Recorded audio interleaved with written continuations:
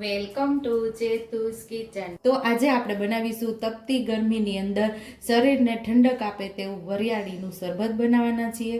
તો એના માટે આપણે અહીંયા 50 ગ્રામ જેટલી વરિયાળી લઈ લીધી છે, 200 ગ્રામ જેટલી સાકર લીધી છે, 10 એલચી લીધી છે અને થોડા આપણે મરી લીધા છે। અને વરિયાળી અને એલચીને આપણે થોડી શેકી લેવાની છે, એટલે એની અંદર જે ભેજ રહેલો હોય એ એકદમ સરસ ક્રિસ્પી થઈ જશે। તો પેન આપણે રાખી દીધું છે ને વરિયાળીને આપણે થોડી શેકી લેવાની છે, એટલે ભેજ ઉડી જાય એટલે વ્યવસ્થિત એનો ભૂકો થઈ જાય। સાથે આપણે એલચીને પણ ઉમેરી દેવાની છે।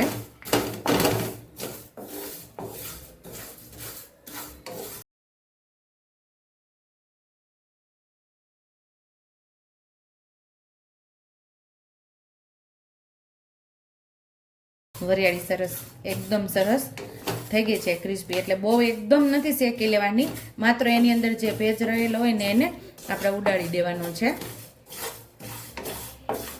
ભેજ ઉડે એટલી વાર જ આપણે એને શેકવાની છે।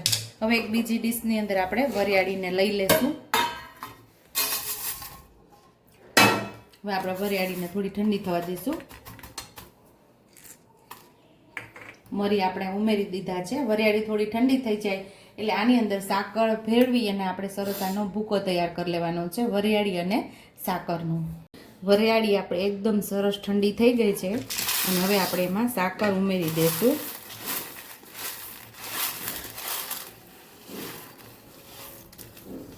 હવે આપણે મિક્સર જારમાં ઉમેરીને સરસ આપણે આનો પાવડર તૈયાર કરી લઈશું। હવે આપણે આની એક હવાલાની અંદર ઉમેરી દઈશું અને ચાળી લેશું। કોઈ મોટો ભાગ રહી ગયો હોય તો પાછો ફરીને આપણે મિક્સર જારમાં ઉમેરી અને પાછો પીસી લેશું।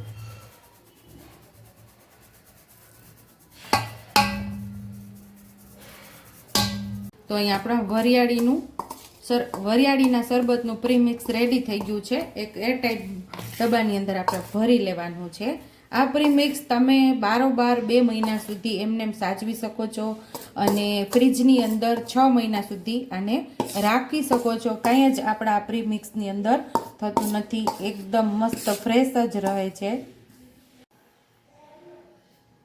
અહીં આપણે 4 ચમચી જેટલું 4 થી 5 ચમચી જેટલું પ્રીમિક્સ લઈ ઠંડુ પાણી ઉમેરી અને આપણે શરબત તૈયાર કરી શકીએ છીએ।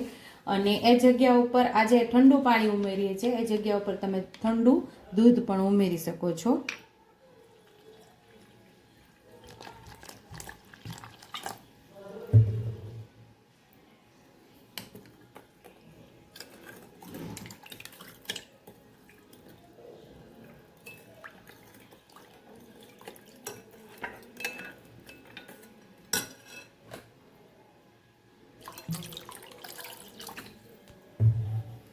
અને ચાખી લેવાનું, વધુ ઓછું થાય તો તમારે ઉમેરી શકો છો। પ્રીમિક્સનું પ્રમાણ વધુ ઓછું કરી શકો છો। કેટલું ગળ પણ ફાવે છે એ પ્રમાણે તમે પ્રીમિક્સ આની અંદર ઉમેરી શકો છો।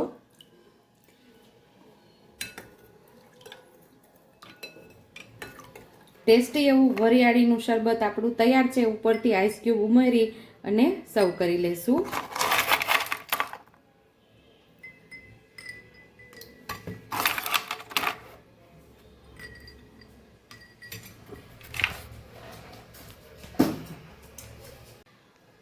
તો અહીંયા આ ટેસ્ટી એવું ગરમીમાં ઠંડક આપે એવું વરિયાળીનું શરબત તૈયાર છે।